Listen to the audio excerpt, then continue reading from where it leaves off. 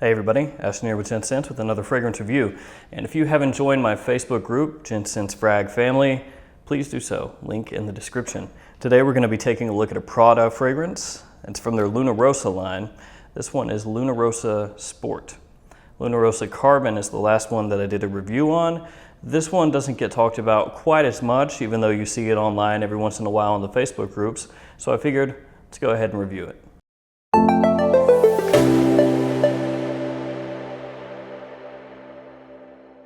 Let's check out this presentation. You'll notice that this design here on the box, Prada Luna Rossa Sport, is pretty much the same as the bottle. Yeah, you can see it there. There's nothing doing on the sides or the back. There's a continuation of this line at the top. On the bottom, you have the ingredients here, and the batch code is punched into the bottom of the box here, down in the corner. So the bottle itself is really cool looking. I like the Luna Rossa bottles. Luna Rossa Sport is one of the better looking ones in my opinion. You have the name of the house here, the fragrance down there, Luna Rossa Sport. It's a little hard to see. This doesn't come with a traditional cap. All the Luna Rossa bottles come with kind of a clear plastic cap that just sits over top.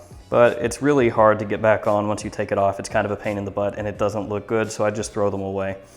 The atomizer works really well, as you can see there, and it gives it a unique look. It's cool looking. Nothing doing on the back except for the batch code, which is right down here, etched into the glass. It's right there. On the bottom, you have the name of the fragrance and house again, size and concentration, your typical information.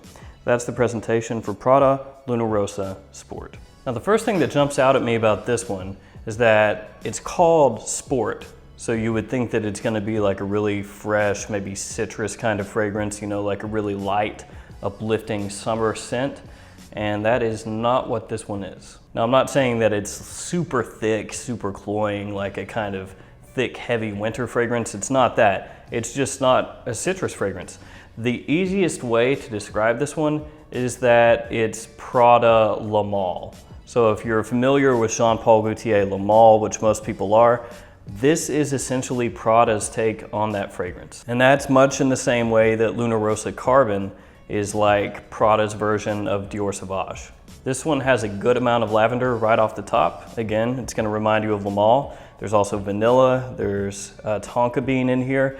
It's not super thick, it's not like a really heavy vanilla and tonka and lavender, but it's thicker and more dense of a scent than you would typically associate with a sport summer fragrance. To me, it's a little bit more refined. It's a little less in your face than Le Male, so it's a little bit easier to wear. It's probably better suited, at least for me, for spring and fall, but you can wear it in summer as long as you don't go crazy with the trigger and you don't wear it in really high heat. Fragrance itself doesn't really change very much.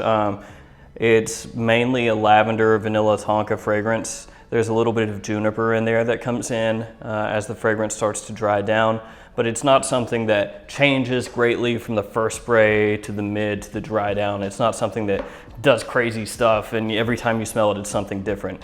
This one is fairly consistent in how it smells. So I mean, all this being said, there's not a ton to go into. It's kind of a simple fragrance. If you like Jean Paul Gaultier Le Male, you will most likely like this fragrance too.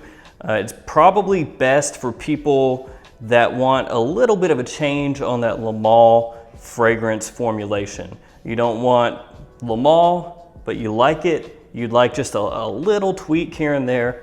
Take a look at this one. Women do like it. It's pretty easy to wear. And like I said, it's a little bit more refined and less in your face than Le Male. And that makes it a little bit easier to wear overall. Performance for me is right around average. I get about 6 hours of longevity, and then projection is also more in the average range. The first hour or so it's most powerful, then it starts to sit in closer to the skin. It's one of those fragrances that you pick up wafts from every now and again, but it doesn't really fill up a room unless you go insane and spray like 20 times. This has started to pop up at Ross and TJ Maxx in the US, but it's still best to buy this online because prices are in general better online than they're going to be in brick and mortar stores, even at discount stores. I picked up my bottle from FragranceNet. That's actually where I've purchased every one of my Luna Rossa fragrances except for Carbon, which I purchased retail. All right guys, those are my thoughts on Prada Luna Rossa Sport. This is a fragrance that women do enjoy, just like Le Male. I mean, there's a reason Le Male has been popular for so long, and since this takes basically that DNA and makes some tweaks, it's gonna work just about as well as Le Male is. For this one, I'm going to give it a 7.5 out of 10. I really enjoy it. I'm not in love with it. I do prefer this over Jean Paul Gaultier Le Male though, if you put the two side by side. All right guys, that's all I've got for you today. Thanks as always for your support. Like, comment, subscribe. I'll see you guys next time.